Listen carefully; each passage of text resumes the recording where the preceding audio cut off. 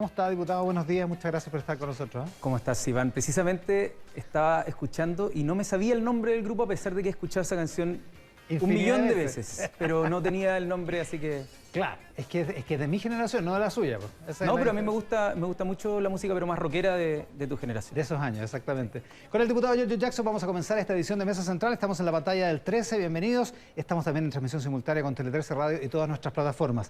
Hablábamos del precio del cobre en la introducción, diputado, y usted salió esta semana y se convirtió como en el niño símbolo de este nuevo impuesto para las grandes mineras. ¿Qué es lo que exactamente está proponiendo?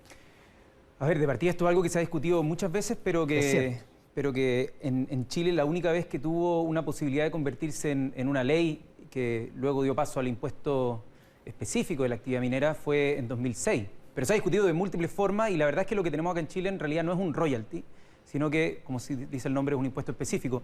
Y creo que cuando estamos en un momento en el que el país ha estado con tanta necesidad de un shock de recursos temporales, ¿ya? Precisamente, la pregunta ha sido cómo financiarlo. Y la respuesta que nos ha dado el gobierno ha sido, bueno, endeudémonos. Y se discutió todo el año pasado y me tocó ser parte de esa discusión de cuánto teníamos que endeudarnos para que fuese responsable, etcétera, etcétera. Y se habló muchísimo de que el Estado tenía margen para endeudarse. Exacto, entonces logramos asumir mayor deuda. Y la pregunta, que es razonable, y que nosotros al menos creemos que es razonable, a pesar de que hubo gente que quizás levantó un poco las alertas, es que eventualmente este precio puede transformarse en un superciclo. Y está en debate si es que es o no un superciclo. Y la pregunta de fondo es si es que tenemos soberanía para tomar alguna decisión. Si podemos hacer las cosas distintas, porque no hacer nada también es una decisión. Es una decisión de que toda esa renta extra que hoy día pueden captar las mineras, la gran minería privada, porque la de Codelco igual se va a las arcas fiscales, que esa sobrerrenta, que no tuvo que ver ni con las decisiones de inversión de su momento, ni con algo que hagan mejor durante este año las empresas mineras, sino que con la misma producción que se está haciendo van a obtener una renta, una sobrerrenta gigantesca. La pregunta es si podemos, por factores exógenos, como se dice, que son de afuera, ¿no? La reactivación en China, etcétera, y no se sabe todavía bien cuáles son las causas de esta alza. Entonces la pregunta es si es que vamos a estar preparados para que esos recursos puedan invertirse en, por ejemplo, no ser tan dependientes en el futuro del cobre, como supuestamente eran los objetivos que tenían las discusiones del Fondo de Innovación que se discutía cuando estaba este debate, ¿no? De decir cómo lo hacemos para dejar de depender tanto de los recursos no renovables, como lo es el cobre.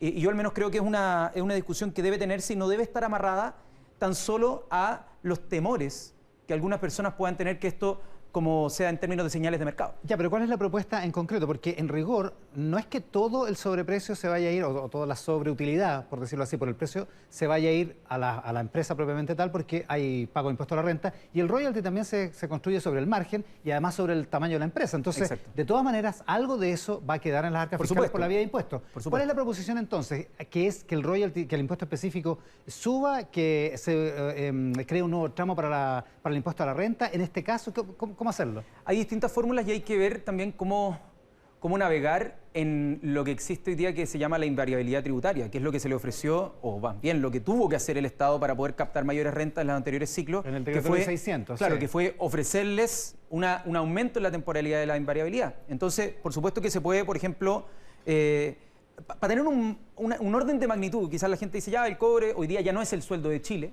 porque efectivamente hoy día estamos recibiendo cerca de un 6% del ingreso fiscal. Es por la vía y el 2006 era el 34%, era un tercio. Entonces uno dice, sí. hoy día no es el sueldo de Chile. Y yo creo que precisamente por eso, y por la cantidad de recursos que mueve, es que puede ser más el sueldo de Chile de lo que es hoy. Y orden de magnitud, el año pasado estuvimos rozando, no llegamos a los 6 millones de toneladas métricas de cobre fino en Chile. ¿Ya? Y se está cotizando a nivel de la Bolsa de Metales de Londres, se está cotizando ahora en 4,17. Hace un año estábamos en casi la mitad, estábamos en 2 y algo. 2 y algo, sí. Cada centavo de dólar hoy día significa una mayor recaudación del Estado del orden de los 40 o 50 millones de dólares. El director de presupuesto dice que son 22. No, hay un informe del 2015 que es bien detallado, un informe del 2015 que hizo el... ¿Quién soy yo para poner en duda al director de presupuesto, diputado? Que hizo el Ministerio de Hacienda, la verdad, y que a nosotros nos gustaría que ese informe se pudiera actualizar. Ahora, de todas maneras, harta plata. Es un montón de plata, y eso con las condiciones actuales. Pero si es que uno hace una regla de tres que siempre no es una buena consejera para esto porque son mucho más complejas, ¿Sí? pero una regla de tres te dice que $1 adicional, como a los costos, a la estructura de costo, a todo, $1 adicional que se da por factores exógenos, a los cerca de 6 millones de toneladas, estamos hablando de un monto equivalente al gasto total que ha hecho el Estado en la pandemia por estos 3 años, ya cerca de los 12.000 millones de dólares. millones de dólares. Entonces, tú La lo que pregunta es cuánto de esos 12.000 se van a quedar en la empresa y cuánto se queda acá. Exacto, porque nadie acá está diciendo que básicamente que las empresas no sean rentables o no ganen buena tajada por las inversiones que han hecho. Pero lo que sabemos es que hay una parte que se va a quedar de todas maneras, porque no es que se lleven todo para la casa, pregunta digamos. Es cuánto. La pregunta es cuánto. ¿Y qué pasa si es que dura harto el ciclo? ¿Y eso por la vía del impuesto específico? ¿Esa es la manera de...? Puede ser el impuesto específico, puede ser también la misma forma en la que las empresas no hacen la carga efectiva tributaria hoy día, que es que financian los proyectos con deuda. Entonces, cuando se dice... Ya, pero el royalty, el impuesto, el mal llamado royalty, el impuesto específico no considera esos gastos, los gastos por interés no los considera. No, pues que el el problema no es solo de tasa, es de base.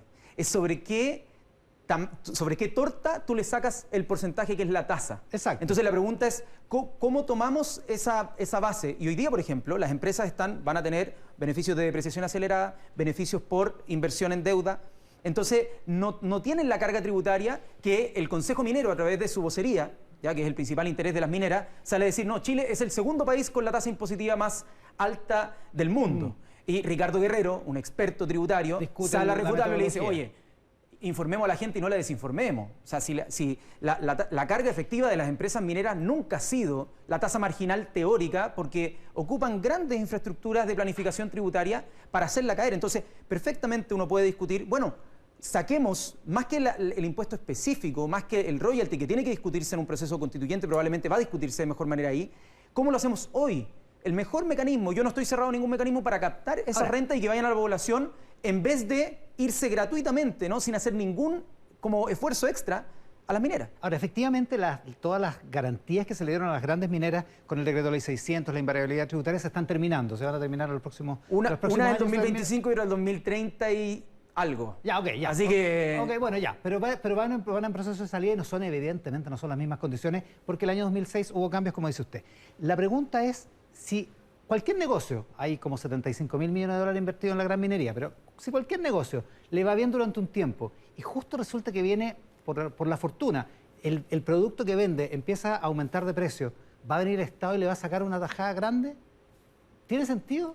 O sea, tiene todo el sentido del mundo. Porque estamos hablando de un recurso que para ellos es gratuito. el negocio, digo yo. El recurso minero, que la Constitución actualmente dice que es de todas y todos los chilenos, después con la ley orgánica y con las concesiones eternas, ¿no? Y las concesiones lo que hacen es que le regalan el recurso minero. Lo privatizan. Digamos. Lo privatizan, no se lo regalan, porque no cobramos por el mineral que se extrae, sino que se cobra una patente que es irrisoria, no es prácticamente nada, es cero para el balance de la empresa. Terminamos cobrando por la utilidad del negocio. Cobramos, exacto, por el impuesto.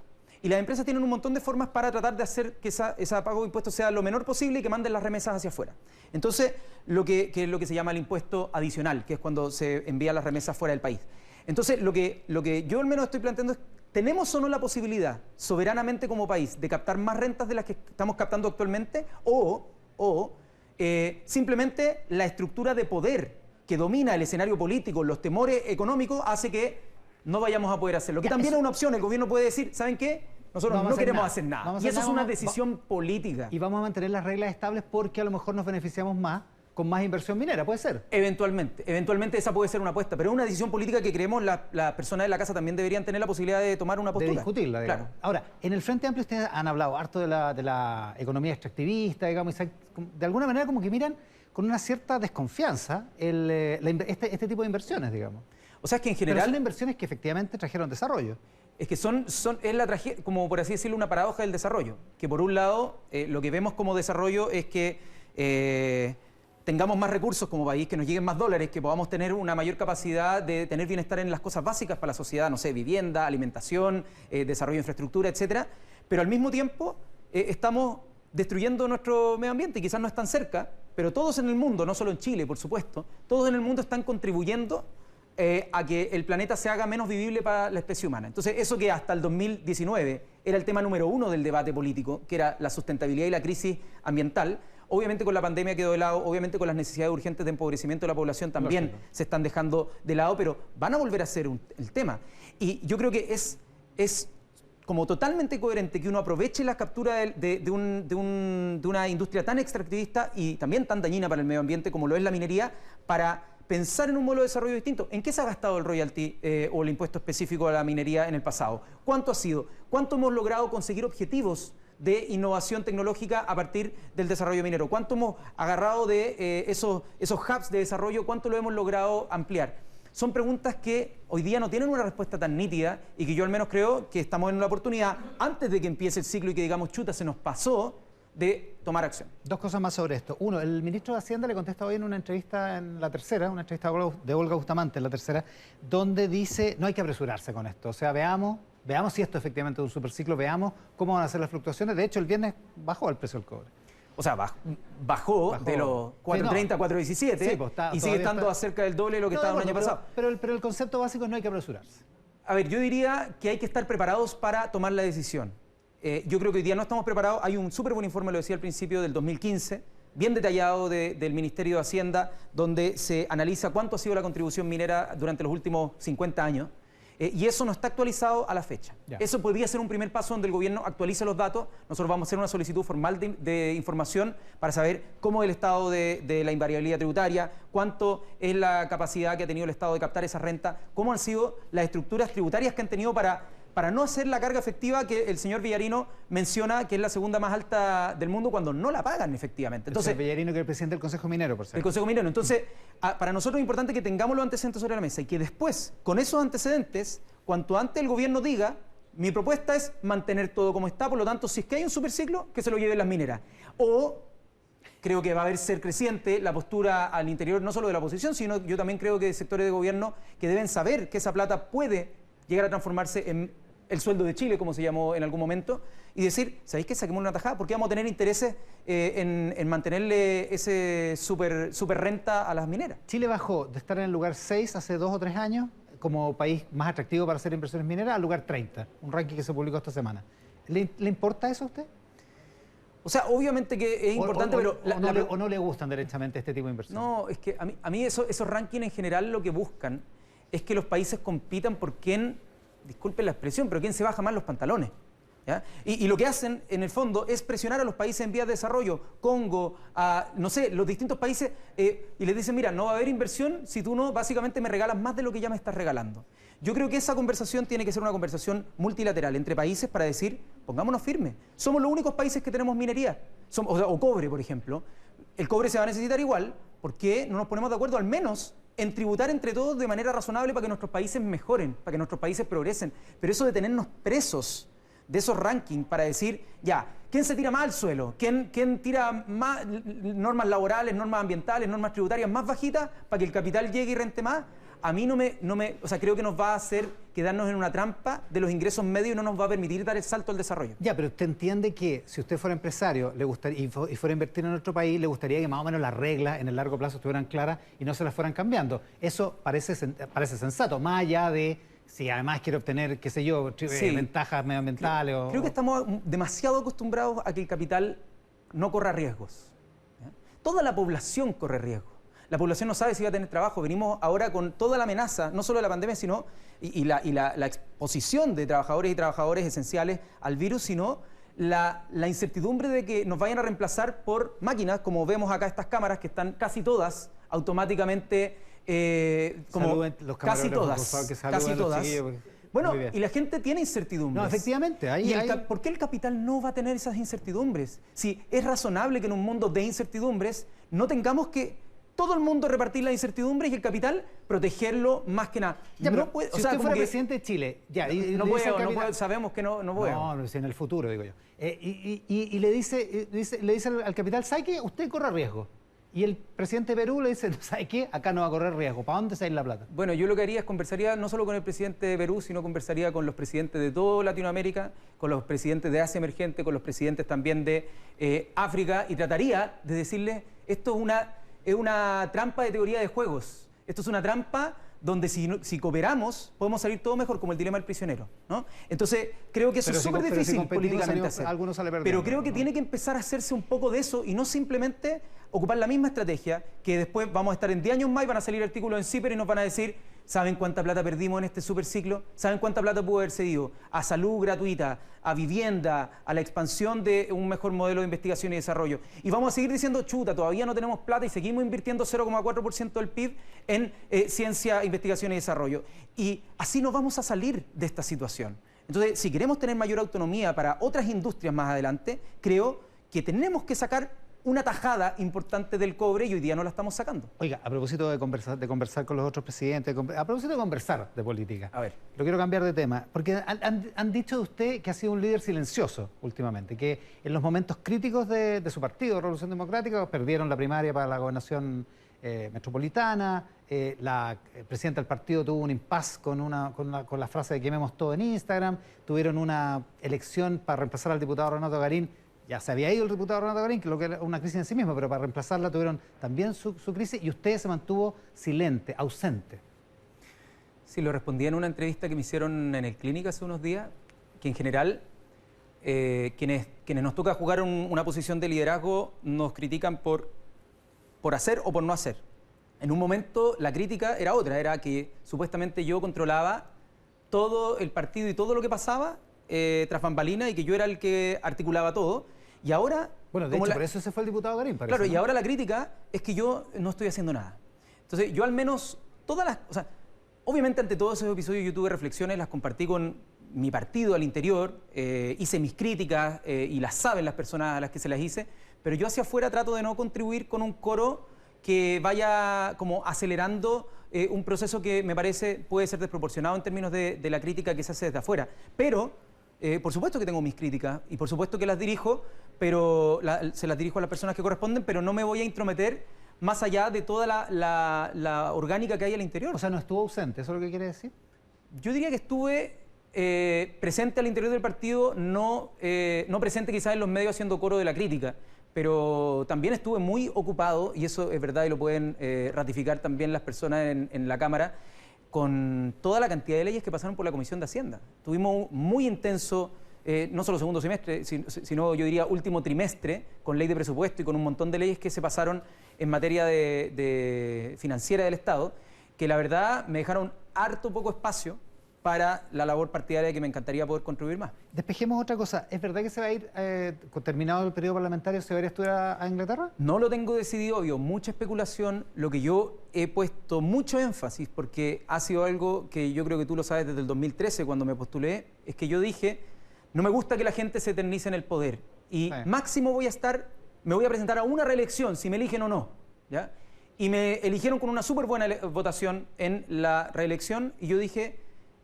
no voy a ir a una segunda reelección. Entonces, probablemente, si es que yo fuera ahora y diría, ¿saben qué?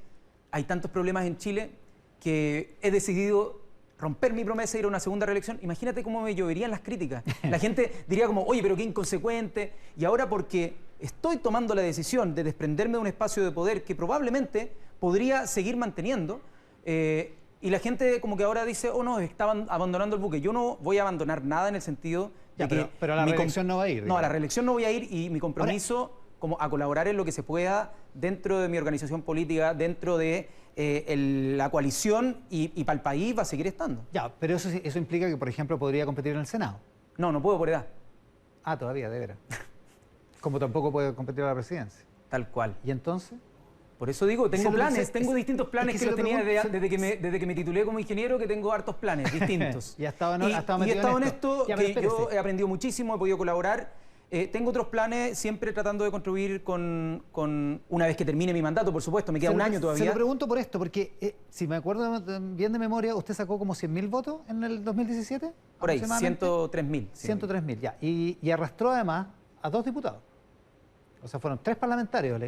Nuestro subpacto nuestra lista sacó 3 parlamentarios. 3 parlamentarios. Digo, eso va a ser una sangría importante para la Revolución Democrática, así porque esos 100.000 votos no está claro que los vaya a heredar, digamos. No está claro, hay más participación ahora, tendremos que hacer el trabajo de base, tenemos, yo creo que algo súper importante... Usted arrastró a Natalia Castillo, que ya no está en el partido. Tal cual, pero yo creo que lo importante es que ahora estamos tratando de construir la base de la pirámide. Las candidaturas a concejalía ahora están en todo Chile y yo creo que nos vamos a tener un buen resultado.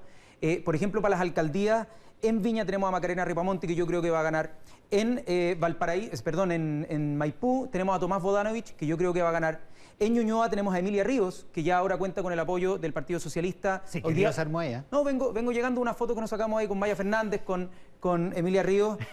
Contribuyendo al lío. Tenemos en Valdivia a Carla Antman, tenemos en Peñalolén también a Miguel Concha. Ya, pero yo diría que tenemos un elenco interesante de personas que van a lograr generar una base mucho más cercana a lo que han sido las propuestas, los ideales que desde 2017 venimos presentando como el Frente Amplio, y que yo creo que, bueno, los resultados van a empezar a mostrar si es que, no sé... O sea, el 11 de abril en la noche, cuando conversemos aquí, ¿hay que medirlo por la elección de concejales?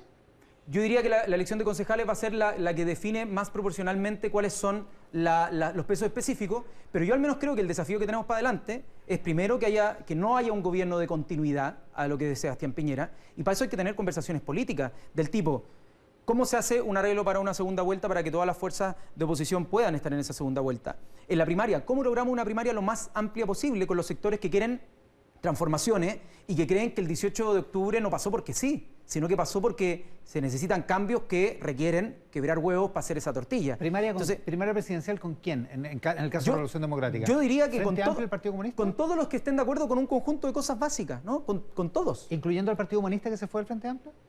O sea, el partido de Pamela Giles. Tendrían que haber compromisos explícitos como de cuáles son aquellas cosas que se tienen que desarrollar en un futuro gobierno. Pero yo al menos lo que creo es que, no sé, hoy día estamos en una coalición llamada Chile Digno, Frente Amplio, o sea, Apruebo Dignidad, que esa es nuestra lista. Y por otro lado ¿Dónde están con el Partido Comunista? Donde estamos, sí, con el Partido Comunista y también con el Frente Regionalista, etcétera. Y también por otro lado está lo que se denomina Unidad Constituyente o la lista del aprobado.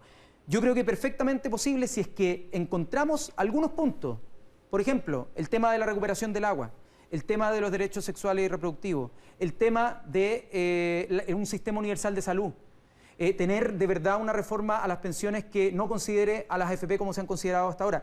Yo diría, con algunas cosas así y un plan de financiamiento, yo creo que hay posibilidades de construir una primaria amplia, y quienes se resten de ahí quizás van a ser las personas que tengan que dar alguna explicación, pero yo al menos creo... O sea, los 3 o 4 puntos que nombró, yo estoy pensando en gente de la democracia cristiana y un poco a la izquierda que no piensa lo mismo que ustedes. Pero es que entonces quizás tienen otro plan de gobierno, pero yo al menos creo que, no sé, conversando con gente en el distrito, me toca conversar con mucha gente que quizás es de sensibilidad, por ejemplo, socialista, ¿ya? Y siempre han estado del Partido Socialista. Y muchas de esas personas se sentirían quizás más cómodas en una primaria con contenido, donde también podemos estar nosotros y donde el que gane o la que gane sea la banderada de todo y todas. O sea, a usted le acomodaría más una primaria de toda la izquierda, sacando a la ADC, sacando a, qué sé yo, todos los partidos medio centristas. O sea, ni siquiera yo le pongo siglas, porque digo, si es que esos partidos quieren estar comprometidos con los cambios que Chile está exigiendo desde el 2019, yo no tendría ningún problema con que estuvieran incorporados. Vlado Mirosevic, que se fue del Frente Amplio, con el Partido Liberal, está ahora en este nuevo conglomerado con sus ex correligionarios, dice hoy día en una entrevista en La Tercera que el Frente Amplio ha preferido una especie de camino propio, con una relación preferencial con el PCA. Hay algunos que dicen que el Frente Amplio se está convirtiendo en un satélite del Partido Comunista, entre otras cosas porque el Partido Comunista tiene un candidato poderoso como Daniel Jadwe. Bueno, hablemos el 11 de abril para ver cuáles son los pesos específicos de las distintas colectividades en la noche, pero además, al mismo tiempo, lo que te acabo de decir en mi respuesta pasada, al menos representa lo que yo esperaría de un proceso de cambio de gobierno. Primero, que no esté el gobierno actual, por lo tanto, o sea, que no haya continuidad del gobierno actual, por lo tanto debería haber una conversación, por así decirlo, de cualquier alternativa a este gobierno debiese ser en una segunda vuelta la alternativa que apoyemos. Con ese compromiso de base, después yo diría, bueno, y en primaria quizás podemos consolidar entre las distintas como candidaturas, si es que hay programa común para hacerse cargo de las demandas que puso el pueblo chileno sobre la mesa el 2019, que dicho sea de paso se parecen bastante a las que presentó Beatriz Sánchez el 2017, bueno, estemos ahí, participemos de ese espacio y vayamos con una candidatura después de una primaria. Y yo ahí creo que dentro del Frente Amplio también hay algunas conversaciones de cuál sería nuestra candidatura, porque obviamente tendríamos que tener una candidatura en ese espacio de primaria. ¿Candidatura del Frente Amplio o de RD también? Del Frente Amplio como coalición, y ahí tendremos que decidir cuál es la mejor candidatura, y están sonando algunos nombres, habrá que ver en los No, sí, próximos días. evidentemente está sonando el de Gabriel Boric, el que más suena, el que es el más perfilado. Bueno, obviamente que es uno de los más perfilados por su trayectoria, por el rol que ha jugado para que exista un plebiscito de nueva constitución, por su trayectoria como dirigente, así que no me extraña para nada que... Yo sé que usted es amigo y lo admira y todo, pero... ¿En qué significado me lo preguntas? En el sentido de candidato presidencial. O sea, yo creo que él tiene todo lo que se necesita para poder ser un candidato presidencial, y la verdad es que va a depender de las decisiones estratégicas que tomemos como bloque para este periodo, pero sobre todo mirando el interés de que Chile tenga un gobierno que acompañe el proceso constituyente, que lo haga participativo, que no lo bloquee, y que permita transformaciones importantes en un plazo corto de tiempo. Ese gobierno va a ser muy corto. ¿Y Boric le gusta a los votantes del Frente Amplio? Porque participó del acuerdo del 15 de noviembre, tuvo problemas con su propio partido, por eso. O sea, yo creo que Gabriel, si no me equivoco, fue la primera mayoría en términos porcentuales en la última elección.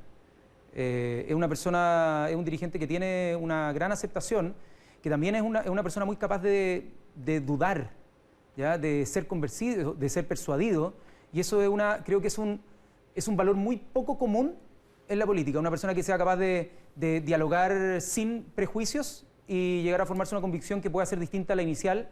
Así que yo creo que eso es algo valioso en este contexto de polarización como el que estamos. Se dice, siempre están los trascendidos en política, pero que a Beatriz Sánchez la abandonaron después de la elección del 2017, que quedó sola y que finalmente por eso terminó demorando la situación de la definición de su propia candidatura y terminó yendo como candidata constituyente. ¿La abandonaron? Yo creo que pudimos haber hecho mucho más como Frente Amplio para generar las condiciones en las que Beatriz Sánchez pudiera haber sido nuestra abanderada ahora. Creo que, ahora, al final siempre va a ser una decisión que toma ella, ¿no? Y en todo momento, y ella lo sabe, yo siempre, y creo que desde nuestro partido también le dijimos, la decisión que tú tomes, nosotros vamos a estar detrás.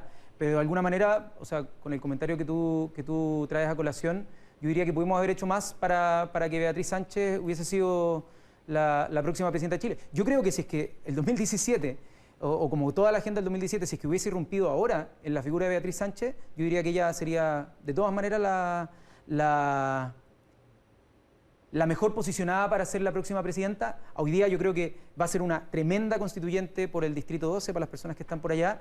Y la pregunta es, ¿quién representa mejor esa continuidad del Frente Amplio? Y en el Frente Amplio hay distintas candidaturas que se están barajando. Lo último, en una palabra, la elección del 11 de abril, en 2 días, No me he formado tanta opinión respecto a eso. Yo creo que haya harta participación. Vamos a discutirlo en estos días. No es mi área de expertise, la verdad. Estoy dispuesto a ser convencido por las dos opciones. No es algo como de principio, sino es algo más pragmático, así que lo que resulte mejor.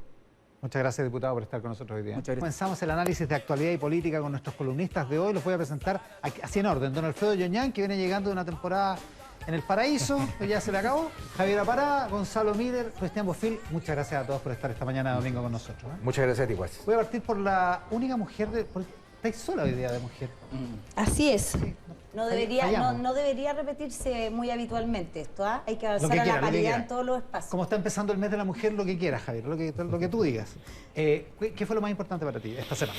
Bueno, me imagino que vamos a hablar sobre el tema de Claudio Castro y algunos otros candidatos que han sido impugnados para poder participar en la elección, que creo que es un problema bastante grave, sobre todo en estos momentos que estamos en Chile con necesidad de volver a validar nuestras instituciones a través de la participación, así que me imagino que ese es un tema que vamos Un lío el de Renca, que vamos a tocar, porque además creo que no hay que centrarlo en Claudio Castro, hay más casos, lo que pasa es que no son de alcaldes en ejercicio, y hay otros casos que fueron aceptados y no fueron impugnados, como el caso de Claudio Castro, que fue impugnado por el PRI para querer ganar esta, además, elección por secretaría, porque no hay otros candidatos. O sea, lo que haría de alguna manera el Trícel es nombrar a un alcalde de facto, designar ¿no? un candidato, Pero me un imagino alcalde. que vamos a hablar de eso, y me imagino que también vamos a hablar de lo que está ocurriendo reiteradamente con gravedad en la Araucanía.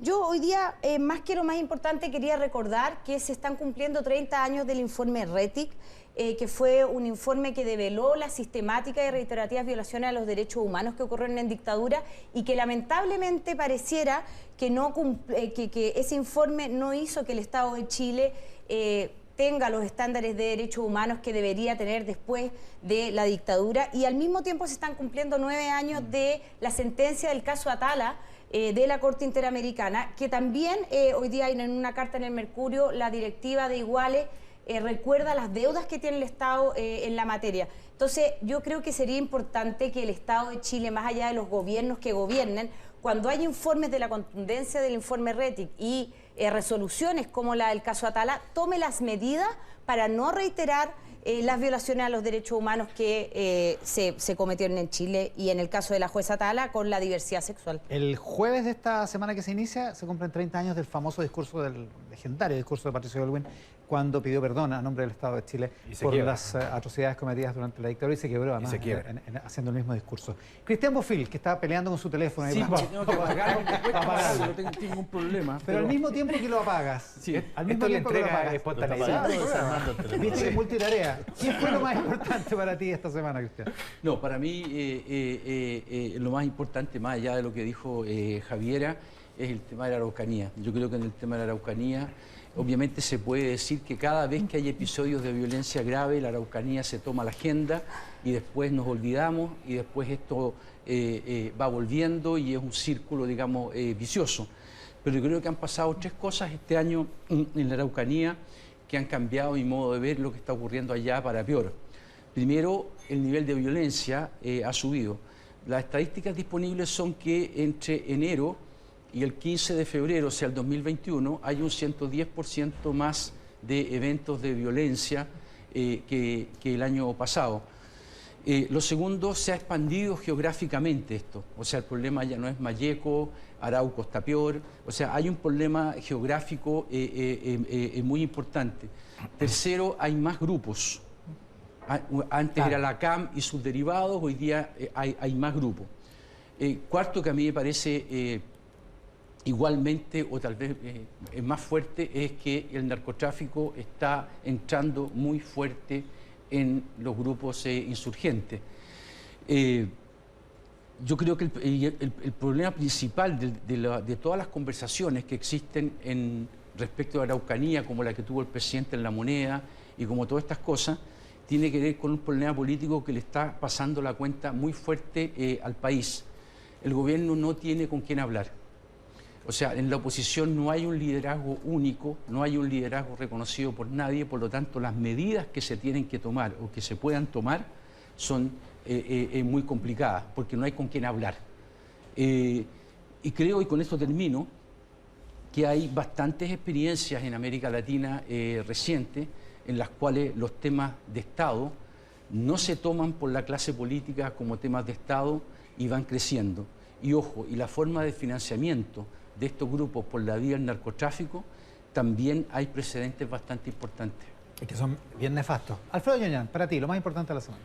Bueno, además de todos los temas que se han mencionado, y evidentemente partiendo por el caso o el tema de Araucanía, me parece importante empezar a familiarizarnos con la posibilidad de que las elecciones de abril no sean en un solo día, sino que sean en 2 días. ¿Está pasando un anuncio aquí? No, ha surgido, ha trascendido lateralmente a través de los diarios. Está bastante claro que el gobierno parece que va a ir por esa línea. Sí, todo indica que... Y es importante que conversarlo, informar sobre eso, pero también anticipar lo que va a ser una discusión legislativa veloz, porque esto tiene que ser sumamente rápido, porque estamos a 40 y tantos días del evento electoral más importante de la historia chilena reciente. Por lo tanto, esto es algo relevante que va a haber que tomar nota y tener conciencia de lo que se juega ahí, digamos. Gonzalo Miller, para ti, lo más importante. Sí, bueno, la Araucanía yo creo que es lo más importante, pero quiero tomar un punto y darle continuidad a lo que decía Alfredo. Estamos frente a un proceso que el gobierno está pensando hacerlo en 2 días. Hay muchas personas, entre los que me cuento, que habían propuesto que el voto anticipado estuviera sobre la agenda, porque el voto anticipado de alguna manera va al fondo del problema, bajo la lógica de que hay una razón sanitaria para que no se vote en un solo día, sino que se vote en 2 días. Si de verdad es lo sanitario lo prioritario y eso es lo que se está poniendo por delante, a mí me hace sentido que sea en 2 días, siempre y cuando eso tenga un correlato en que va a tener una dificultad. Porque estamos con un sustrato de desconfianza muy fuerte. Y dentro de las pocas cosas en Chile que están ajenas al cuestionamiento de la desconfianza son las elecciones, son los resultados de las elecciones. Por muy estrechos que hayan sido los resultados, nunca ha habido dudas respecto de la transparencia de los mismos. Aquí vamos a avanzar en algo que es muy difícil y en algo que nos ha costado mucho, que es que todos los actores políticos estén de acuerdo, primero, en que se voten 2 días, y segundo, en que las garantías que estén dadas para que se resguarden, pensemos que van a quedar las urnas con los votos de un día, van a quedar ahí, en los mismos locales, esperando al día siguiente. Y eso requiere de la construcción de confianza, requiere de un acuerdo importante transversal, pero también requiere de que haya transparencia en las razones por las cuales se va a hacer. Si la razón es sanitaria, yo creo que ahí hay un fundamento importante en términos de evitar contagio. Estamos viviendo un momento de contagio. Aglomeraciones es un proceso lento. Estamos viviendo un momento de contagio muy fuerte. A mí el tema de la demora en el conteo o la demora en votar no me parecen razones suficientes para 2 días. A menos que te provoquen una aglomeración de gente. Eso sí. Por eso digo, los sanitarios sí. No, si no estuviéramos en demorarte, pandemia, yo no creo que habría mayor discusión. Pero vuelvo al punto de fondo. Cuando no se discuten las cosas a tiempo, cuando no se toman decisiones como el voto anticipado, terminamos legislando algo que es urgente, como decía Alfredo, pero que también se genera suspicacias por lo mismo, por la urgencia. Alfredo, Mira, que lo que pasa es que es el Consejo Directivo del Servicio Electoral, ni más ni menos. Sí, pero aquí estoy hablando a título personal. Pero mira... no, pero tienes la experticia, porque sí, eso súper sí. bien el tema. Mira, es importante lo que menciona Gonzalo, que es el tema tranquilidad, digamos, credibilidad, confianza. Aquí seamos francos, ¿cuál es la principal fuente de desconfianza para algunos sectores de la población? No para todos. La principal fuente de desconfianza es que los militares se van a hacer cargo de la custodia de las urnas de un día para otro. Sepan ustedes que los militares ya custodian los materiales electorales. Porque los militares entran en la noche del jueves al viernes a los locales de votación y ellos reciben los materiales y los custodian. Y yo no he visto a nadie hacerse la pregunta de qué ocurre allí. Por lo tanto, yo creo que esto tiene solución. Si hay temor, el tema de la fundado confianza o no, claro, si hay desconfianza en esto, asentada en ciertas fracciones de la población, bueno, avancemos entonces para ese día, para esa noche, en una forma de control civil, en donde alguien del oficialismo y alguien de la oposición tendrá que quedarse a dormir custodiando las urnas y fraternizará con los militares, no sé, no tengo idea. Un apoderado nocturno. Claro, una cosa así. ¿Pueden tener café? Por supuesto. Bueno, yo creo que Queremos que tengan café. Ahí creo que la desconfianza no solo está en el resguardo, sino en la fragilidad del resguardo. Y ya lo hemos visto, lo estamos conversando, Araucanía, muchos barrios de nuestro país, muchas comunas de nuestro país donde el Estado de Derecho es frágil, débil, o en algunos casos existe la duda de que tenga la fuerza para imponerse. Entonces, en esos mismos lugares, en Ercilla, por ejemplo, en otros lugares de nuestro país, van a estar disponibles eso para personas que quieran atentar contra el proceso. Pero es una fragilidad, el día antes. Es una fragilidad. Podrían atentar antes. ¿Cristian? Bueno, pero la razón de fondo es cuánto se va a demorar la gente en votar, porque aquí se hizo un plebiscito en plena pandemia en octubre y funcionó a la perfección. Claro, y era un voto doble en ese caso. Claro, pero voto a mí me cuesta, era binario. Además era binario. Me cuesta entender, más allá de que esto son razones técnicas que se verán, me cuesta entender esto de 2 días. Me cuesta entender primero que se tome una decisión de una forma tan improvisada en el sentido de estar tan cercana a la elección. Esto se sabía desde hace mucho rato y que estemos ahora, las elecciones son el 11 de abril, prácticamente a un mes, tomando decisiones, a mí de verdad no me parece serio. Lo segundo, funcionó bien en octubre. Me dicen que en octubre el promedio que se demoraba una persona en votar 1 minuto y medio. Aquí serían 4 que eran 2 votos y 2 posibilidades en cada voto nomás. Claro, aquí serían 4 minutos y medio. Eso pensando que la gente vota en toda la lista. Yo creo que la mayoría de la gente vota. Yo tengo la impresión de que innovar en este momento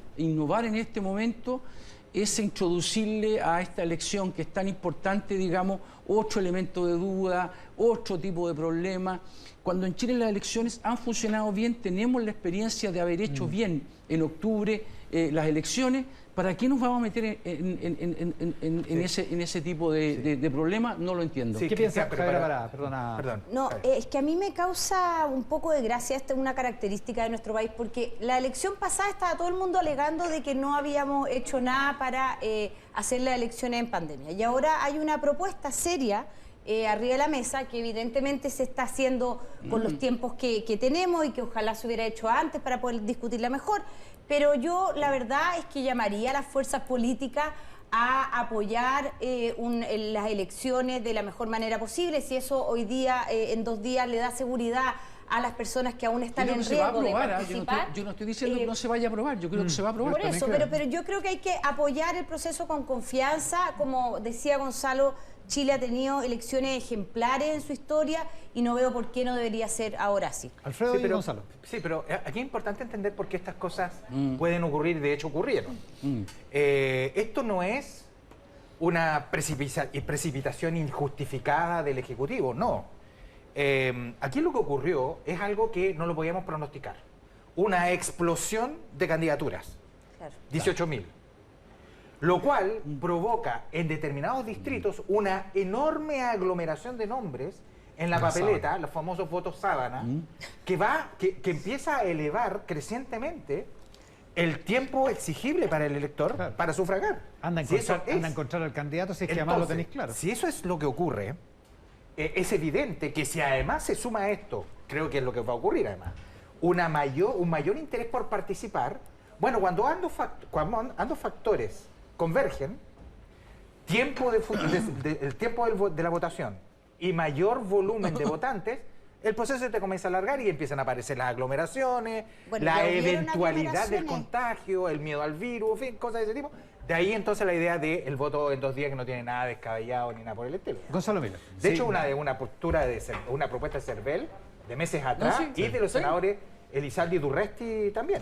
Ha habido conversaciones, pero esta es la primera vez que hay un proyecto más concreto que lo dice el gobierno. Yo creo que es bueno poner antecedentes por sobre y que apoyan un poco esta idea.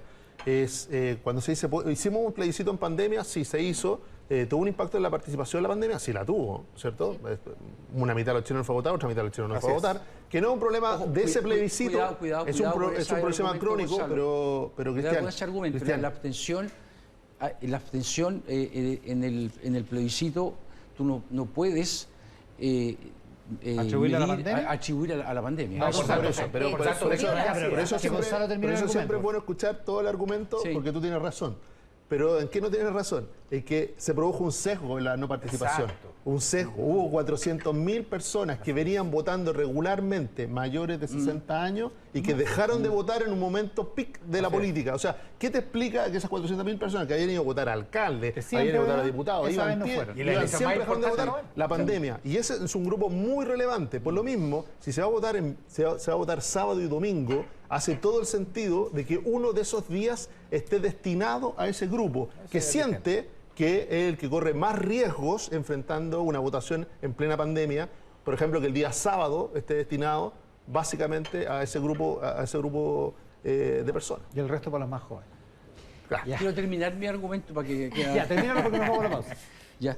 No, yo digo que esto es un tema técnico que al final se tiene que solucionar así, pero el único sentido que tendría, para mi modo de ver, los 2 días, y no sé si está ahí, es que se vote separadamente, o sea, que se vote por edad, que exista eso. Claro, pero al parecer eso no está claro. No que sea voluntario, no que sea llegar, que uno elija el día. Pero al parecer eso no está claro. Porque si eso es así, lo que te puede pasar es que todo el mundo, el 75% vaya el domingo y no tengamos los beneficios de tener los 2 días. Deberían haber incentivos para que el sábado fuera más gente a votar. No, hay muchas cosas que no están claras. Bueno, hay que esperar cómo está redactado el proyecto. Exacto.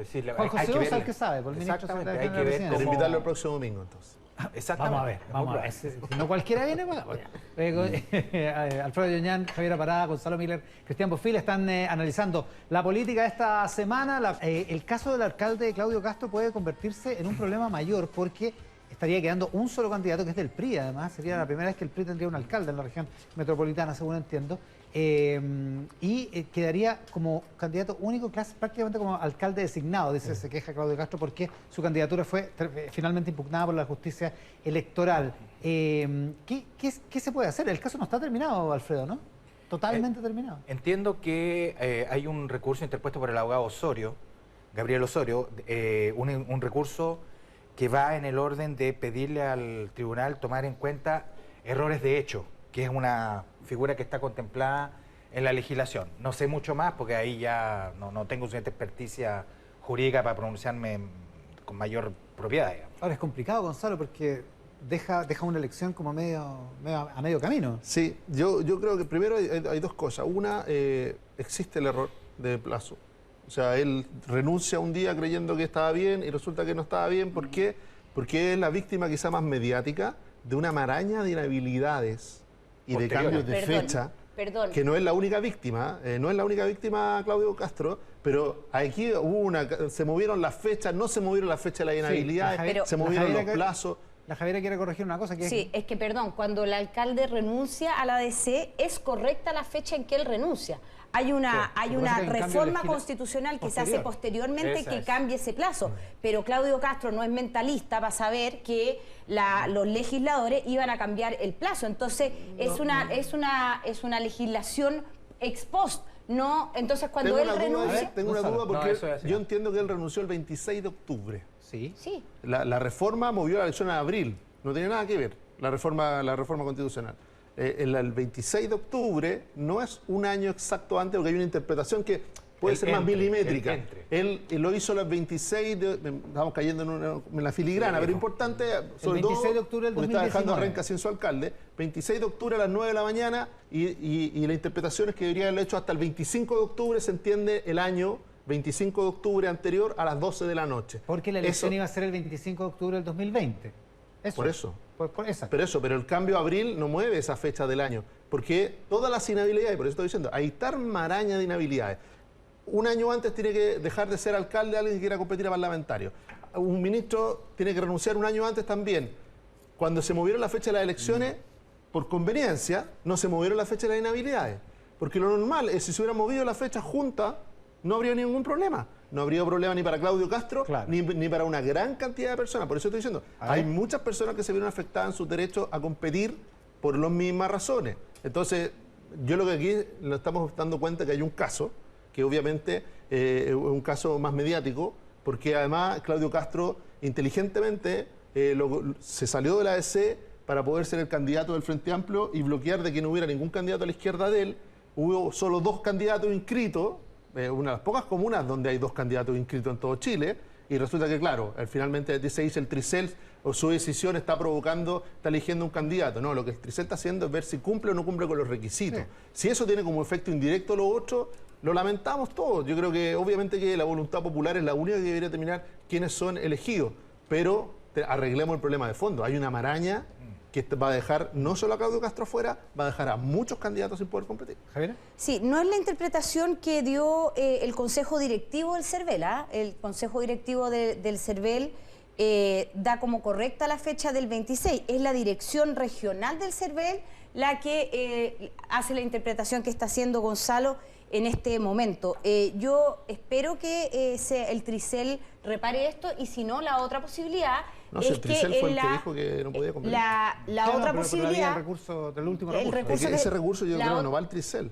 No va al Tricel. Sí, está en el Tricel todavía. Y la otra posibilidad es que, dado que esta semana se va a discutir el cambio de fecha, la ampliación de la fecha de la votación, se meta ahí si hay un acuerdo del mundo político para arreglar esto. ¿Cambio legislativo? Es otra posibilidad. La candidata Paula Narváez hizo un llamado al Congreso. Yo entiendo que la mayoría de los candidatos presidenciales, Ignacio Briones y otros, se manifestaron para poder solucionar este problema. Yo creo que en momentos de fragilidad de nuestra democracia, como hemos vivido el último año y medio, en que requerimos que los ciudadanos puedan volver a confiar en las instituciones y concurrir a las elecciones. En el caso, además, de la comuna de Renca, que cuando llegó esta actual administración estaba en un estado bastante deplorable, yo creo que el conjunto de las fuerzas políticas deberían ayudar a solucionar, como decía Gonzalo, no el problema simplemente del alcalde Castro, sino de varios otros candidatos que hoy día van a quedar fuera de la elección. Es una alternativa, Sí, quizás levantar, si uno levanta las inhabilidades y los plazos, lo podría levantar. Lo que pasa es que de nuevo estamos jugando lo mismo. Estamos moviendo las reglas, estamos moviendo el tablero a 45 días, a noviembre. Hay gente que ya tomó sus Se decisiones. hizo en 2001 para la democracia cristiana cuando incluyó Marx. Eso es lo que iba a decir yo, que hubo un precedente cuando la democracia cristiana iba a quedar fuera de las elecciones, y dependiendo de la magnitud de eso, la clase política podría, digamos, llegar a un cierto consenso. Perdonazo. El problema es, obviamente, que aquí hay intereses cruzados, porque no todos lamentan, digamos, que lo que Claudio está Castro pasando quede fuera de en Renca y en otras situaciones. Y volvemos al tema, digamos, de lo difícil que es ponerse de acuerdo en temas de Estado, porque sería un tema donde lo razonable sería un cierto tipo de acuerdo. Pero estamos muy lejos de un país donde se están llegando a acuerdos. Ahora, sí, exactamente. El problema es si se llega a acuerdo o no en el tema de la Araucanía. El presidente ha planteado un acuerdo y es interesante lo que plantea Carlos Peña hoy día en su columna en El Mercurio, porque dice este gran acuerdo es una cuestión performática, así la llama en su columna, más que política probablemente tal. Performática porque es un gesto, quizás sea ampuloso, pero que carente de significado. Esa es la interpretación de Peña. No sé cómo lo ves, Alfredo. No, mira, estos llamados a un acuerdo nacional no es primera vez que uno los escucha. El momento en el cual más se estuvo cerca fue con el ministro Moreno, en donde yo no vi mayores voces opositoras a ese empeño. Y yo no entiendo por qué eso no funcó, pero en fin, sé que intervino ahí el caso Catrillanca, en fin. Pero miren, yo creo que en esto del acuerdo nacional, primero no sé qué significa un acuerdo nacional para estos efectos.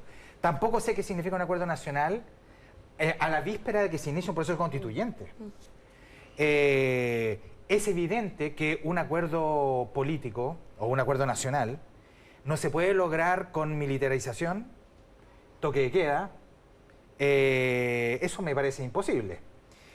Y además, yo creo que aquí hay una especie de llamado de buena crianza a un acuerdo nacional en donde nadie sabe muy bien, incluyo a la oposición en esto, para ser justo, en donde nadie sabe muy bien qué es esto de un acuerdo nacional. ¿De qué se trataría el ¿De acuerdo? qué se trataría? ¿Qué es lo que hay que pactar? Porque de eso se trataría.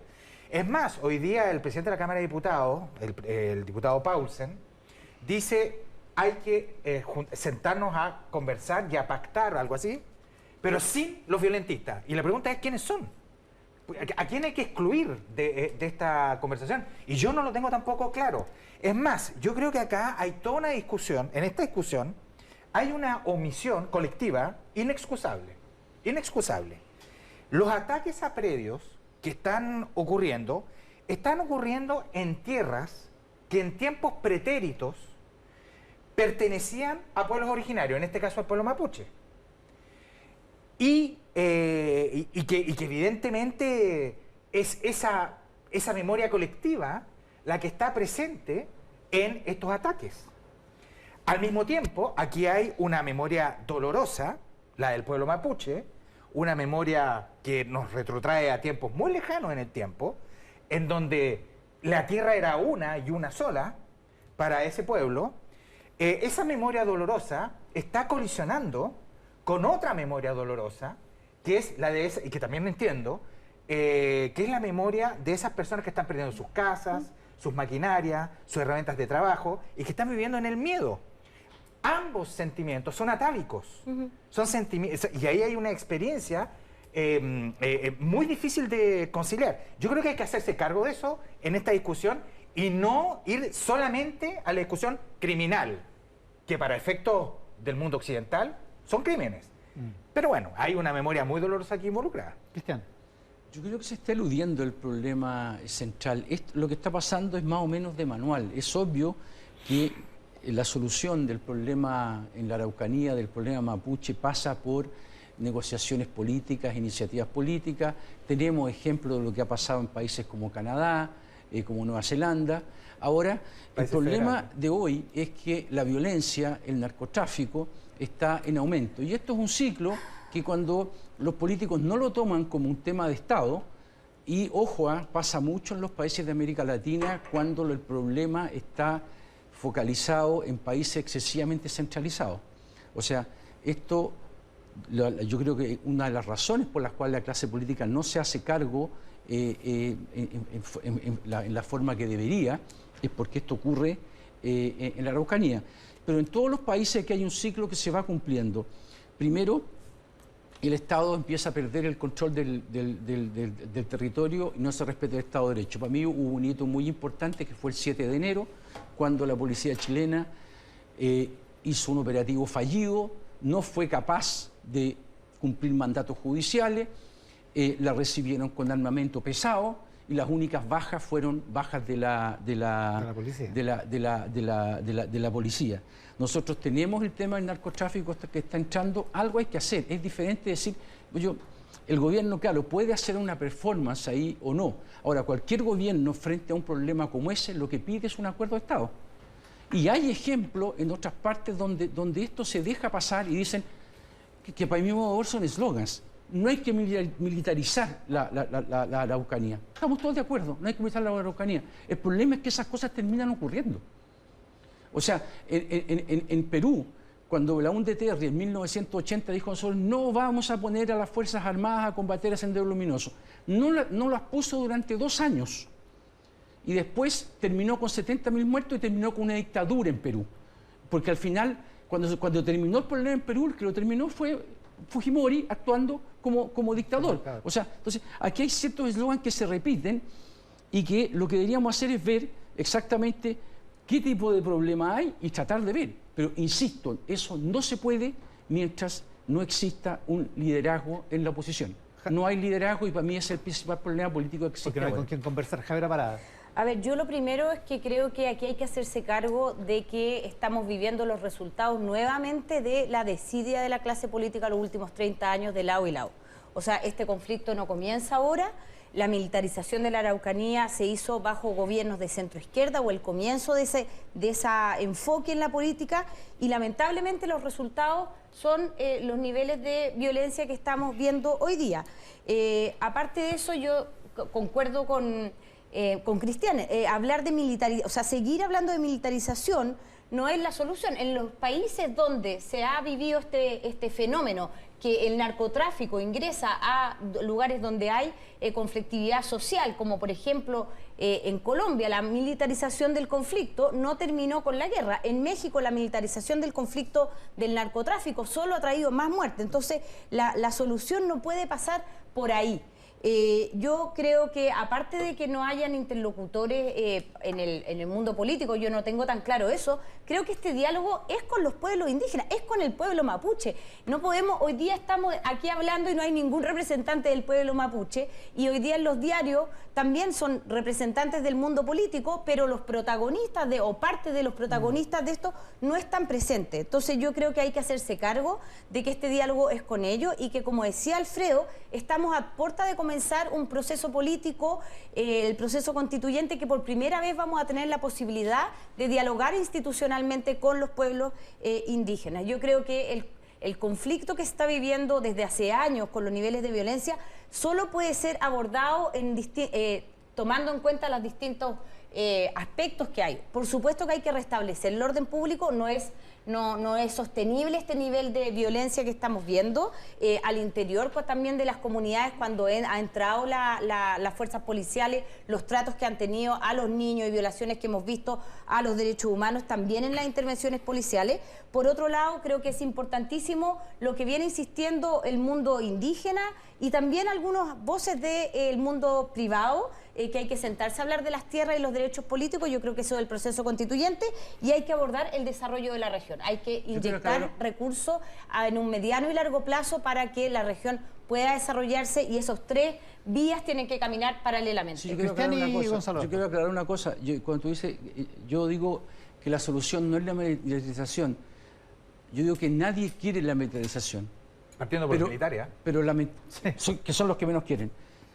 Pero lamentablemente, si la clase política si el país no toma las medidas, se va a llegar. Pero Cristian, dame un ejemplo de cuando utilizar militares para solucionar un conflicto de este tipo se hayan tenido buenos resultados. Los resultados que conocemos son más violencia y más muerte. Esa es la evidencia que tenemos en el mundo. El problema es que cuando va creciendo la guerrilla, el terrorismo, tú no tienes otra opción que no llamarlos. Y el problema en Chile hoy día está básicamente en que impedir que eso ocurra.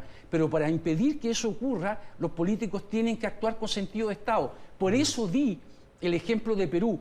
En Perú nadie quería llamar a los militares. Pero cuando Sendero Luminoso se toma la sierra y los muertos empiezan a pasar de millares y de millares, tú metes a las Fuerzas Armadas. Y fue lo mismo que pasó en Colombia. El problema es no meterlas. ¿Qué hacer para no meterlas? Pero decir que no se pueden meter, para mí eso más me suena eslogan. Gonzalo. Yo creo que es importante siempre separar dos cosas. Una, las legítimas reivindicaciones de los pueblos originarios y del uso de la violencia. Esas cosas tienen que separarse desde la base. ¿Ah? Porque ninguna legítima demanda de ningún sector de la sociedad legitima la violencia, legitima el uso de la violencia. No la pueden, si no, ahí tenemos un problema de base. ¿Qué creo yo que es el problema de fondo acá? Es la impunidad. La reiteración de actos delictivos de manera impune. Porque eso es lo que va provocando una escalada. Ocurre en la Araucanía, ocurra en el centro de Santiago, ocurra donde ocurra. Cuando se produce impunidad, lo que viene es escalada. Entonces, cuando uno dice, mira, esto viene 30 años, hemos vivido la escalada. El fracaso de la política en poder abordar el problema, lo que ha producido una escalada. Una escalada que es, yo lo leí en ex ante, así que lo voy a citar, dice, las forestales, víctimas primeras de este tipo de reivindicación y problemas, en algún minuto decidieron pagar directamente una extorsión millonaria, 400 millones de pesos.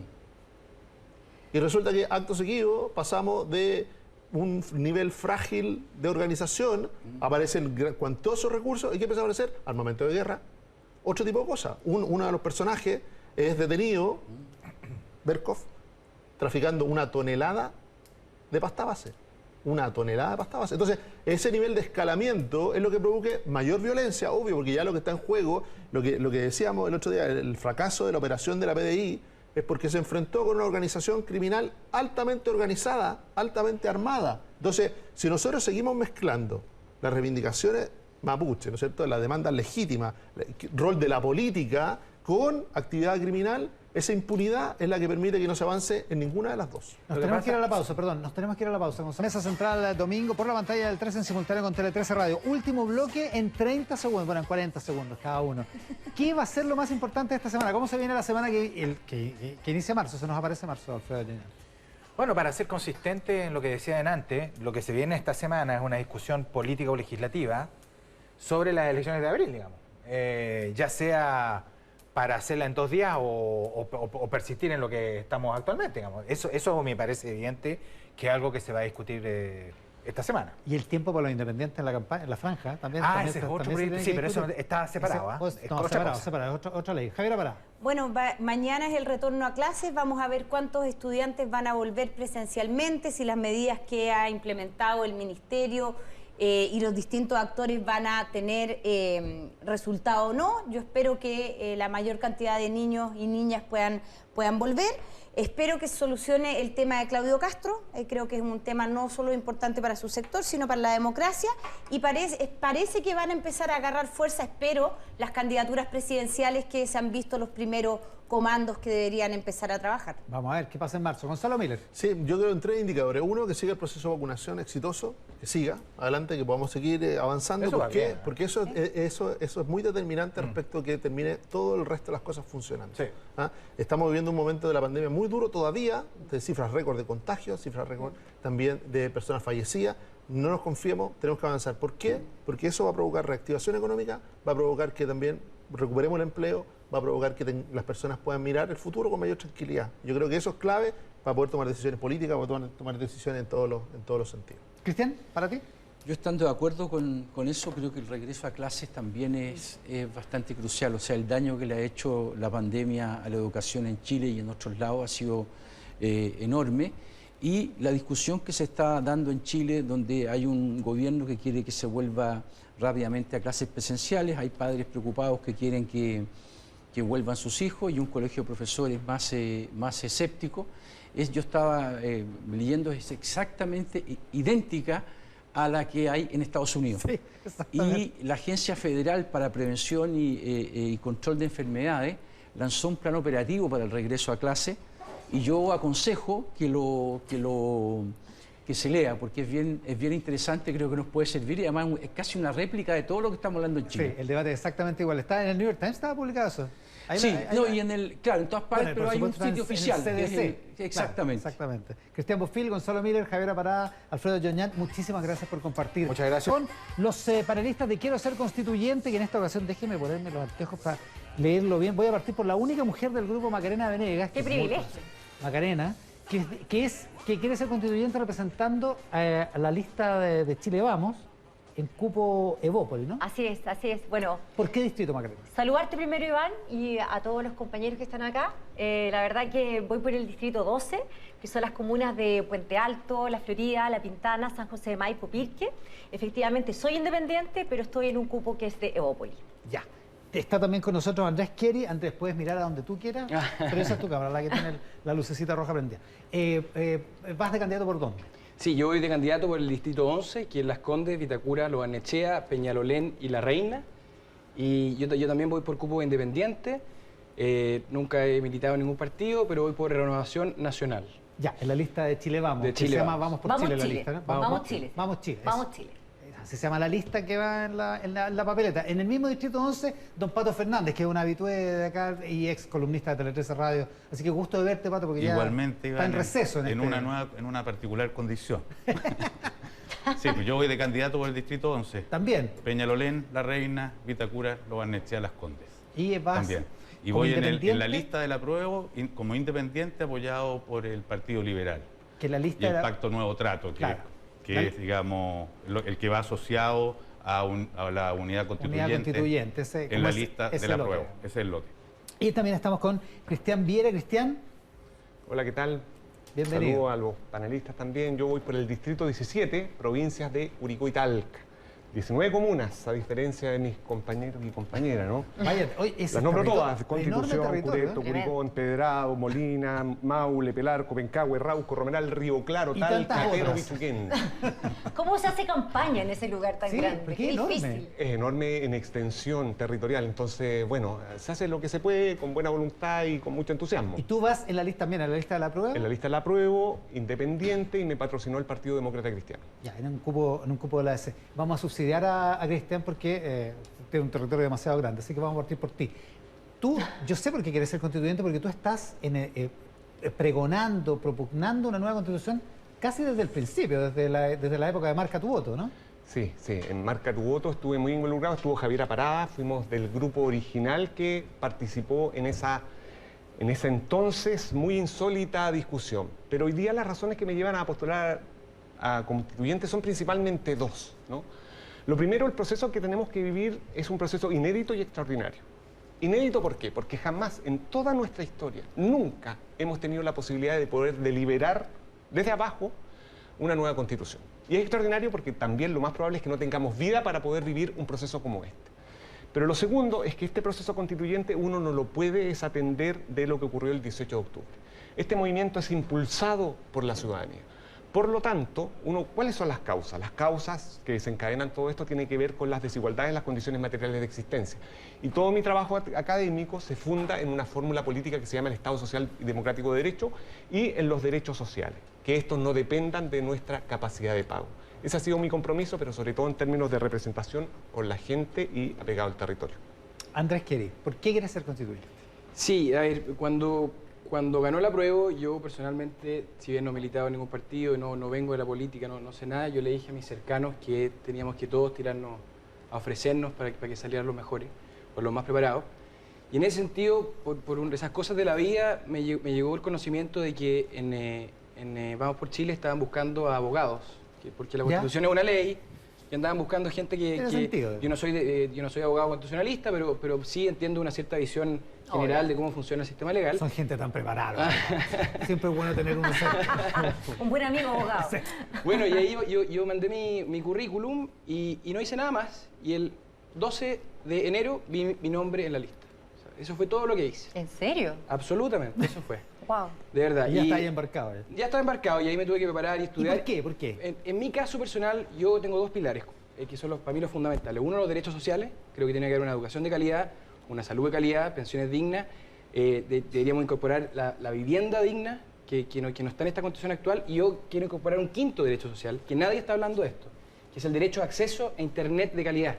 Porque Internet va de la mano con la educación, es casi lo mismo. O sea, que Internet sea universal, que esté en todas partes para todos los chilenos. Que haya acceso, que en el fondo, que en cualquier parte del territorio chileno tú te puedes conectar a un satélite, que yo no sé si saben, pero Elon Musk, la empresa Starlink, ya está poniendo satélite. O sea, esto no es algo utópico que podría llegar a suceder. Eso es primero. Y el segundo pilar que tengo es el tema del calentamiento global, la crisis climática. Yo creo que deberíamos establecer una disposición en la Constitución que dijera: es deber del Estado de propender a la rápida transición de energías fósiles a energías limpias. Y además, ¿por qué? Porque tenemos en el norte energía solar potentísima, en el sur Magallanes ya están haciendo, y que va a ser clave para la generación del hidrógeno verde o combustible del futuro. Pato Fernández, tú que tenías una vida tan cómoda como columnista nuestro, ¿por qué hacer esto? Porque la verdad es que también estoy vinculado a cierto tiempo. El año 2015 participé del Consejo Ciudadano Observadores en el gobierno de Bachelet, sí, recorrí Chile en los encuentros autoconvocados. ¿En el anterior proceso constituyente? En el anterior proceso constituyente, porque vengo participando de esto cuando fue el 2011, las marchas estudiantiles. Escribí un libro que se llama La calle me distrajo, siguiendo ese proceso con mucho entusiasmo, donde uno de los deseos también era una nueva constitución.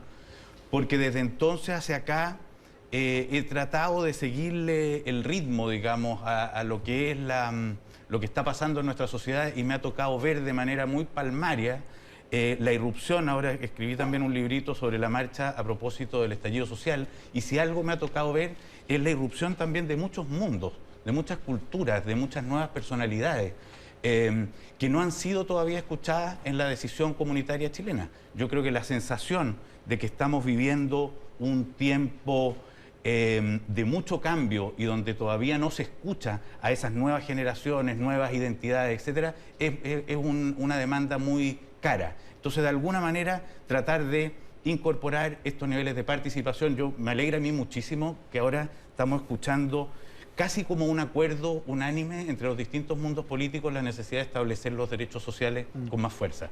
A mí me alegra mucho en ese sentido escuchar a Andrés, y cuando me ha tocado en foros con gente de derecha, si estamos de acuerdo en que vamos a pasar de ser un Estado subsidiario a un Estado social de derecho, creo que hemos dado un paso bien grande. Se lo he escuchado a gente de Renovación Nacional, en fin. Pero hay una cosa por agregar, yo creo, que es que tenemos que fundar una nueva democracia, o una democracia reactualizada. Y creo que eso nos abre la necesidad de nuevos mecanismos de participación, desconcentraciones del poder, vuelta a pensar cómo se distribuye en esta sociedad y en esta comunidad donde, como nunca antes en la historia humana, la gente está conectada, informada, etc. Es decir, creo que ahí hay una mega tarea por delante. Macarena Venegas, tú también llevas muchos años como conductora de televisión, como panelista en la televisión, y decías abandonar todo eso porque te lanzas a una campaña política. ¿Por qué? Sí, la verdad es que, bueno, es un paso que es bastante relevante para mí, es un tremendo desafío, y la verdad es que hay varias razones, pero yo creo que la más contundente y la más importante es esta expresión que tuvo la ciudadanía el pasado 25 de octubre, Iván, al votar apruebo. Yo creo que ahí hay, ¿no es cierto?, una condición de todos nuestros ciudadanos que en el fondo votamos apruebo, de decir: necesitamos un cambio, necesitamos una sociedad que sea mucho más inclusiva, que sea mucho más justa, que sea mucho más equitativa. Y la verdad que para mí ser parte de ese proyecto, aportando desde quién soy yo, digamos, soy abogada, soy comunicadora, y he estado, la verdad que he tenido la fortuna de estar siempre muy cerca de los problemas sociales, conozco las vulneraciones de derechos, conozco las injusticias, he trabajado por la promoción de los derechos de las mujeres, que es un tema que no hemos tocado todavía. Acá hemos hablado de derechos sociales, de profundizar la democracia, pero creo que también es sumamente relevante incorporar la perspectiva de género en la Constitución. Creo que cuando hablamos de erradicar la violencia, el abuso y la discriminación en contra de la mujer, la igualdad de oportunidades, el trabajo, reducir la brecha salarial, también todos los temas en el fondo relacionados con la mujer y sus derechos sexuales y reproductivos, me parece que son temas sumamente relevantes y que las mujeres estamos, la verdad que hace mucho rato trabajando con movimientos sociales tratando de incorporarlo, y creo que esta es una oportunidad única e histórica de hacerlo en nuestra Constitución, de incorporar la perspectiva de género. Está claro cuáles son las motivaciones que tienen. Les quiero preguntar cómo creen que va a funcionar la constituyente, cuáles son las cosas que son esenciales para que estén en el texto constitucional según ustedes. Al regreso de esta pausa, sección Quiero Ser Constituyente, hoy con Pato Fernández, Cristian Viera, Macarena Venegas y Andrés Keri. Les quiero preguntar cómo piensan que va a ser el trabajo de escribir una constitución, porque uno tiene las propuestas y todo, pero después hay que ponerse de acuerdo. ¿Cómo ves tú, Cristian, ese asunto, el tema reglamentario, el tema de construcción de mayorías, en fin? Bueno, lo primero que hay que discutir es la elección del presidente y vicepresidente. Eso yo creo que va a salir fácil porque el quórum además es más bajo. Pero después lo segundo que hay que discutir es el reglamento. Y yo creo que esa discusión va a ser una discusión áspera porque efectivamente el quórum de aprobación de cada una de las normas es de 2/3. ¿Qué es lo que debería primar? Yo creo altos niveles de acuerdo político. Pero ahí yo no sé si estaremos todos de acuerdo en ciertos puntos que son nucleares.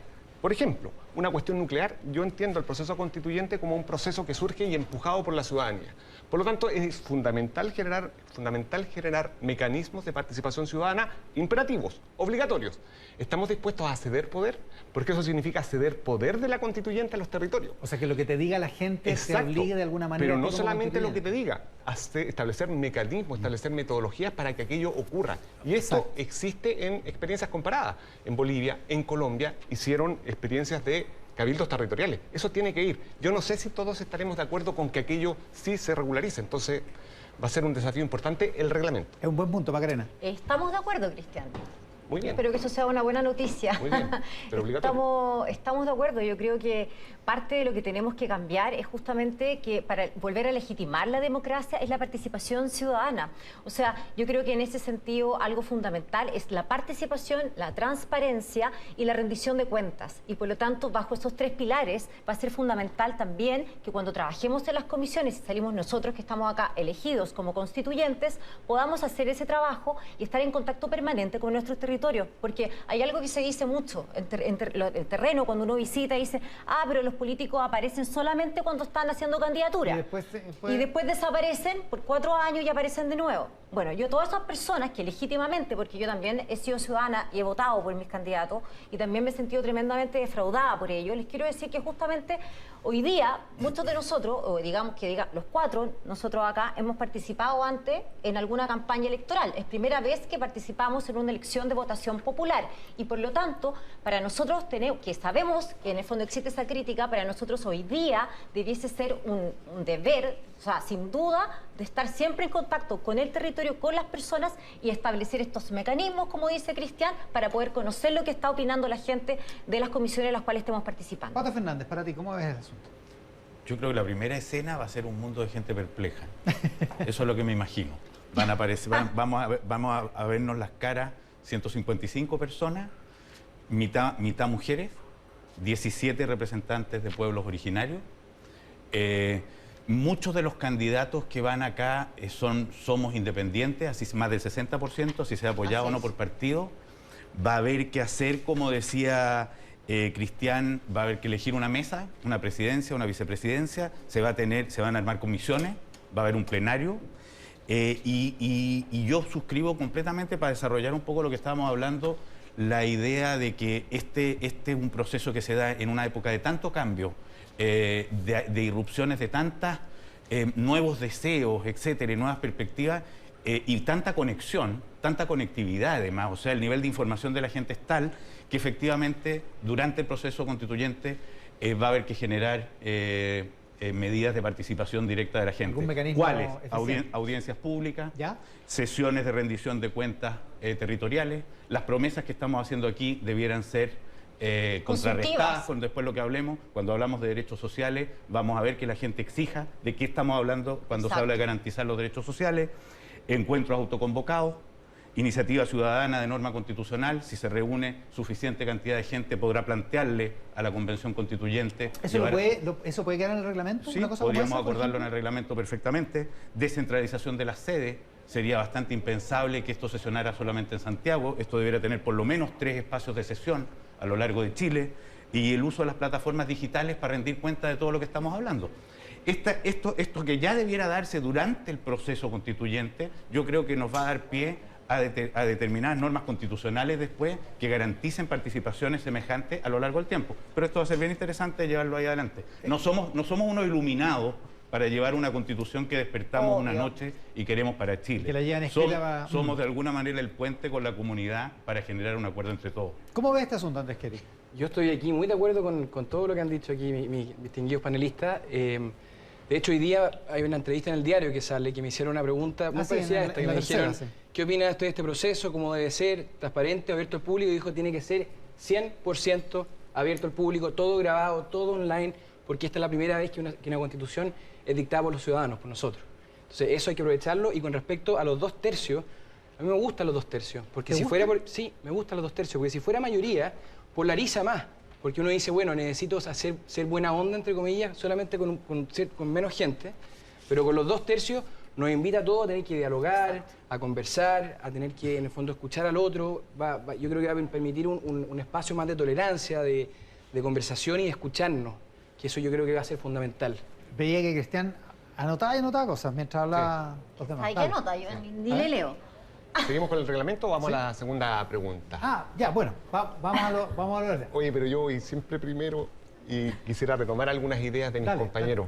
Dale. Mira, es interesante la perspectiva que ofrece Macarena sobre la perspectiva de género. Y yo creo que una constitución escrita en perspectiva de género es clave. ¿Pero qué significa eso? ¿Qué significa perspectiva de género? Exactamente, ¿qué significa perspectiva de género? Y esto es muy interesante porque se hace cargo de ciertas desigualdades que son estructurales. Y ser mujer en el mundo, en este país, es una desigualdad estructural que está en la base. Las mujeres, por el hecho de ser mujeres, entran en una desventaja brutal. Si escribimos una constitución con una cláusula de igualdad material muy robusta, enfrenta a esto. No una declaración retórica. Por eso no me gusta la fórmula igualdad de oportunidades, porque eso es falaz.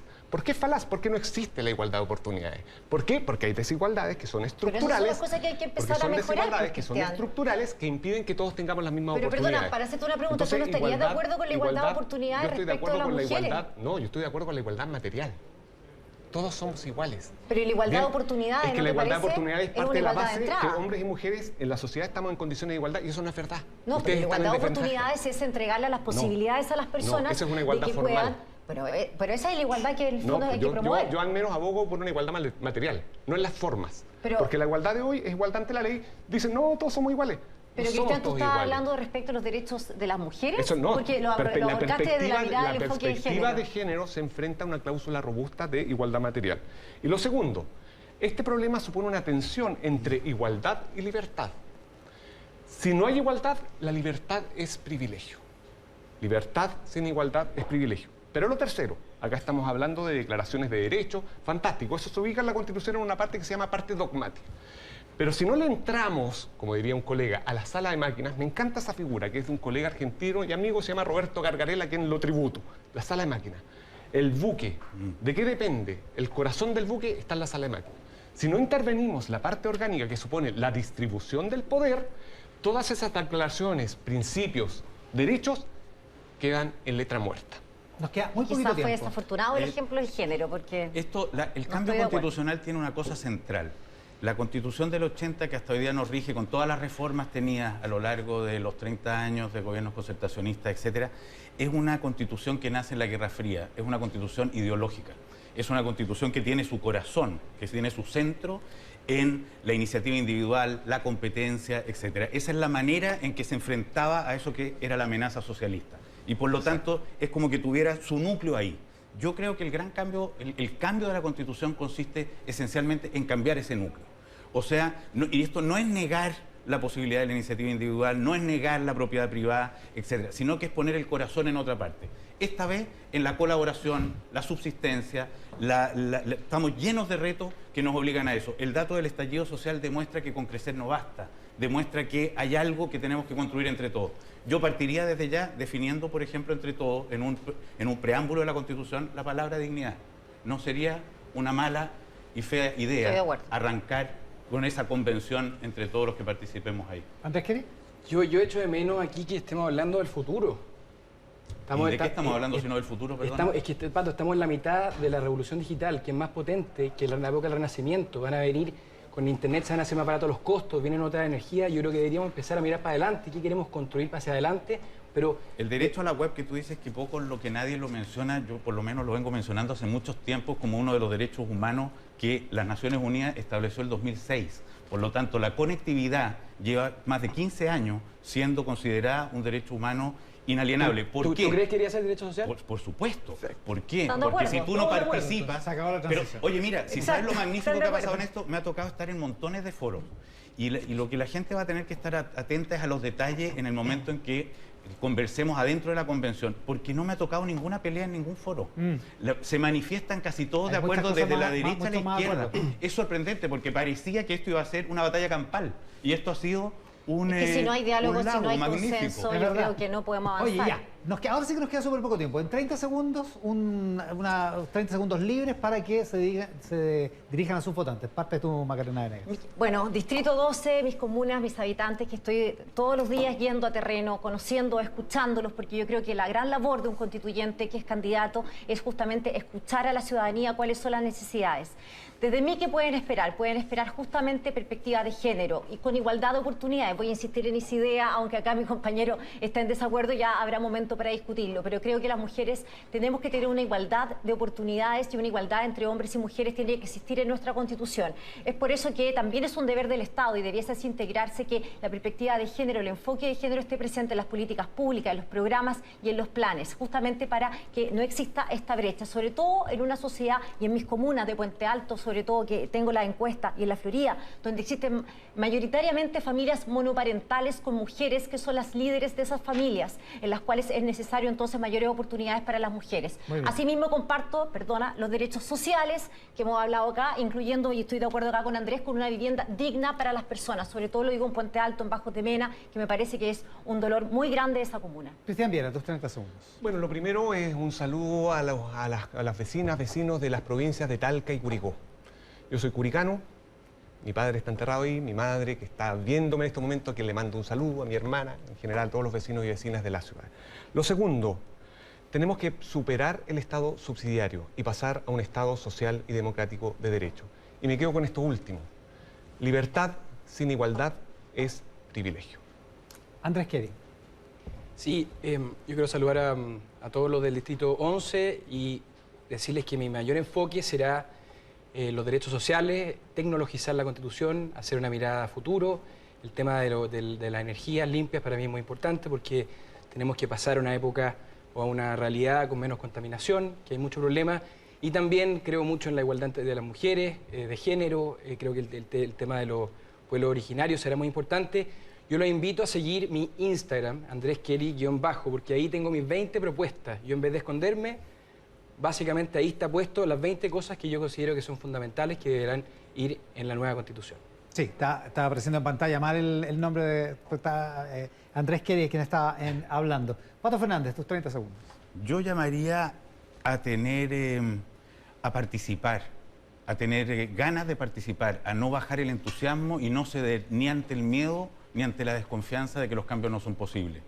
Este es un proceso que va a tener que va a tener dificultades, que no va a tener la representatividad soñada, porque nunca se consigue exactamente lo soñado. Pero no hemos tenido un proceso democrático como este en la historia de Chile. Y quienes lo hemos empujado, quienes llevamos harto tiempo en esto, tratando de mover esta aguja y generar este nuevo pacto, no es el momento de entregarlo a la desazón y a la desconfianza, sino que de involucrarse, de participar, de mirar, de ingerir, de no dejarlo suelto. Este proceso es nuestro y lo tenemos que llevar adelante entre todos y lo vamos a hacer bien. Pato Fernández, Cristian Viera, Macarena Venegas, Andrés Keri, muchísimas gracias, mucha suerte. Gracias a ti. Y felicitaciones por la valentía de querer ser uno de los 155 redactores de la nueva Constitución.